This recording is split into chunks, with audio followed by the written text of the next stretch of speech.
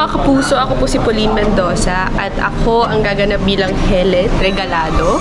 Well, si Helen, siya ay isang transfer student siya. So, since baguhan siya, mahiyain siya, wala siyang kaibigan. Actually, si Helen, loner siya. And then, nung pumasok siya dun sa bago niyang eskwelahan, dun niya na-meet sina Lucy, sina Carl, sina Natty, sina Ash, ayan.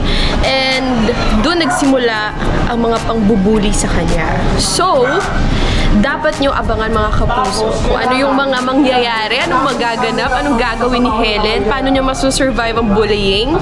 And ayun, ayoko na magkwento masyado pero this episode of Tadhana, talagang it's a roller coaster emotions na mapifeel nyo dito. Matatakot kayo, magugulat kayo, at maghuhulaan kayo kung sino ang salarin. So yun, abangan nyo. Well, sa bullying kasi, hindi naman natin maiiwasan talaga yan. Pero hopefully, sana mawala na ang bullying kasi nakaka-affect siya sa mga tao na, alam mo yun, kagaya ni Helen. Yun nga, loner siya. Para sa mga nang bubuli, wag naman natin na siyang gawin kasi hindi natin alam kung may pinagdadaanan yung tao.